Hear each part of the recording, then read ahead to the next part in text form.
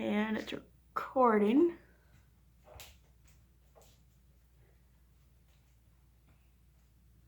Hi, I'm Margaret, and the overall theme of my poems is a journey through life from 3 different perspectives. I chose these poems because each has a unique story, and no one person lives the same life. The first poem is Ordinary Life by Barbara Cooker. This was a day when nothing happened. The children went off to school without a murmur, remembering their books, lunches, and gloves. All morning, the baby and I built block stacks in the squares of light on the floor, and lunch blended into nap time. I cleaned out the kitchen cupboards, one of those jobs that never gets done, then sat in a circle of sunlight and drank ginger tea. Watched the birds at the feeder jostle over lunch's little scraps. A pheasant strutted about the hedgerow, preened and flashed its head. Now a chicken roasts in the pan, and the children return, the murmur of their stories dappling the air. I peel carrots and potatoes without par in my thumb. We listen together for your wheels on the drive.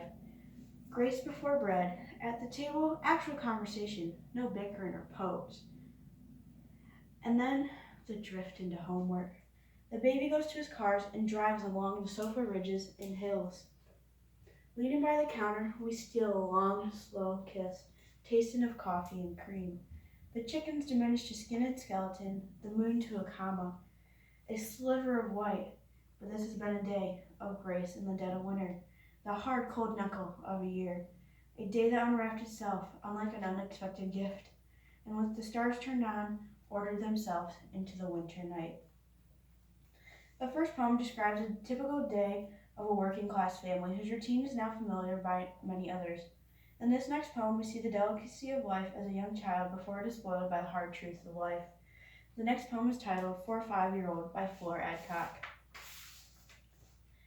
A snail has climbed up the windowsills into your room after a night of rain.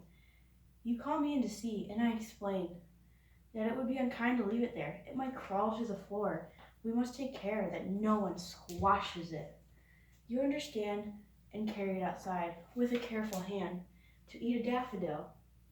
I see then that a kind of faith prevails. Your gentleness is molded by words from me, who have trapped mice and shot wild birds from me, who drowned your kittens, who betrayed your closest relatives, and who purveyed the harshest kind of truths to many others. But that is how things are. I am your mother, and we are kind as snails.